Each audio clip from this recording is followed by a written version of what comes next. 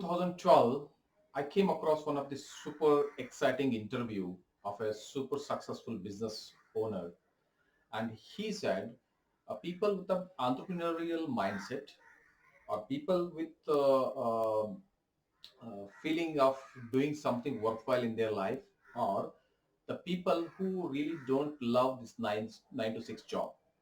For them, he had suggested you work for only 5 to 6 years in your. You need to be working in industry for 5 to 6 years at least. Okay, then you start doing your entrepreneur journey.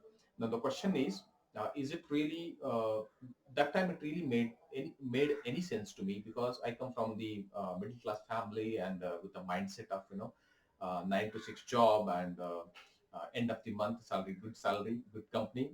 That was the belief which I was having, and that time it really didn't make sense.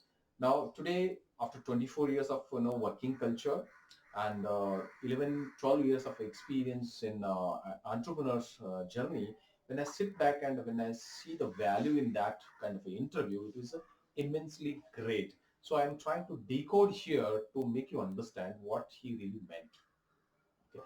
Now, when you want to really come out after 5 to 6 years of experience and start your own, is it really possible as an entrepreneur? Can you just immediately start?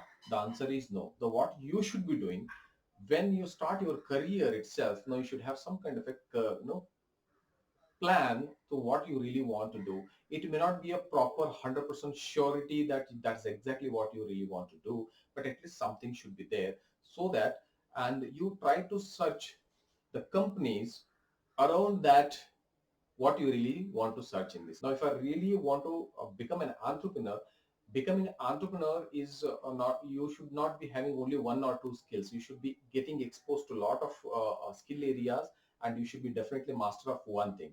But unless you know all these skill areas, so you cannot be a effective entrepreneur. For example, you should be good in presenting yourself to the world. You should be good in communication. You should be good in marketing skills. You should be good in people handling skills. You should be good in operational skills, all those things. So how do you really get this kind of experience? Now, what he said is, so during these 5 to 6 years of experience, you should join a company in such a way that you should be getting all these exposures. That means instead of joining a big company, it is always better to join a small company, a startup company, or whatever that comes. In that case, the 5 to 6 years, the money should not be your constraint, or rather the high salary should not be a constraint. Rather than you should have a how maximum wisdom you can collect out of this experience. It should be a mindset. Then you become you. There is a possibility that you can become a super successful entrepreneur.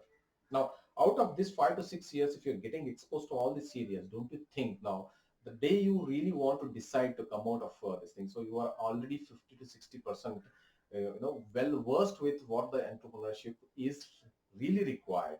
But no doubt you need a lot of other kind of a learnings when it comes to in a real sense of entrepreneurship.